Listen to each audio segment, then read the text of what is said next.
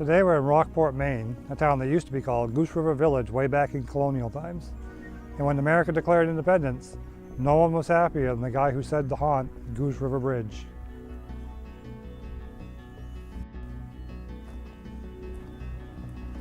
This looks like a good spot. Let me tell the story here. The haunting of the Goose River Bridge is not really a very scary one. It's actually haunted by a pretty happy guy who just wants to share his beer with everybody. His name is William Richardson, and he's about as patriotic as they come.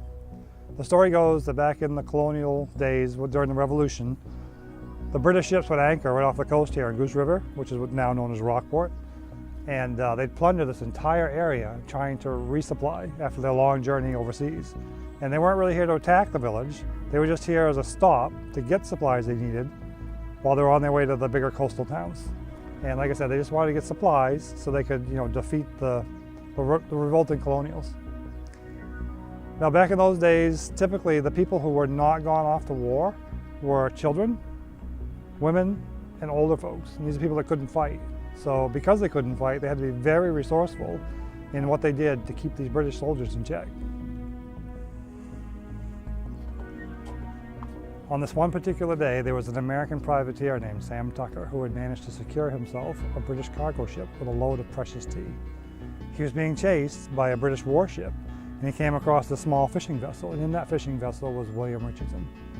Richardson told Tucker, just follow me, come on, I'll lead you to safety. So he brought him into the bay, and they found this little tiny channel. He said, let's just wait right here. He said, a very short period of time, there'll be a storm that comes in, you'll be able to escape in the storm.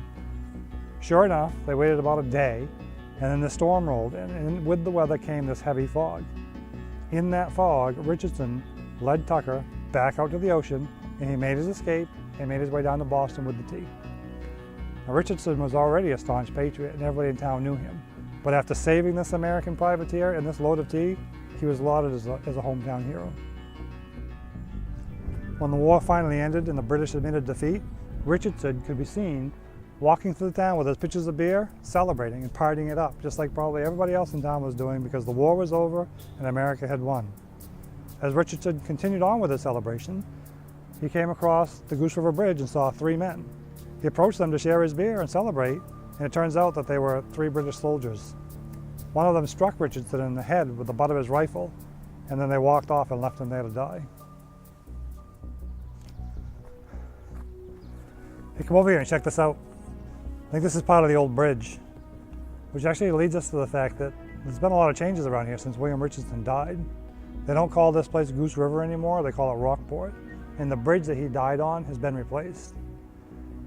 Even with those changes though, William Richardson is still here.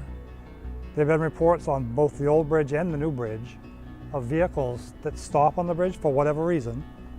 They'll see him reach in, all happy and all celebrating with his pitcher of beer, wanting to share it with them and celebrate. And there are also reports of people seeing him off in the distance and they don't know who he is. They'll start to walk up and approach him and he'll just disappear. Now right now we're down below the bridge in the parking area, and this is the area that the locals call the Passion Pit. And while they're in their cars mingling, they report to see William Richardson peering in through the windows.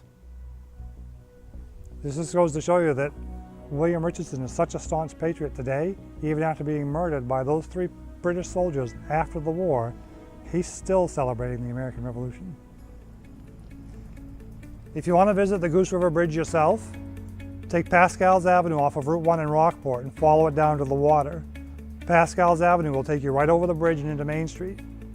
Remember, as you cross the bridge, the original bridge was destroyed back in 1946 when a tractor-trailer truck struck it, and the truck and the bridge both fell into the water. It was originally replaced as a wooden structure, but later on, it was replaced as this concrete and steel structure you see today.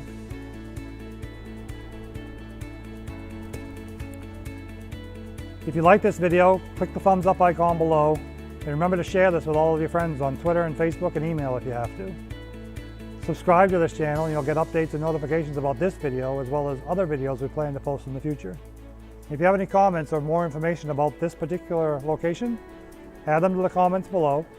And if you know of any other urban legends in Maine or paranormal activity you'd like to see us investigate, let us know about that. We'd sure like to check it out.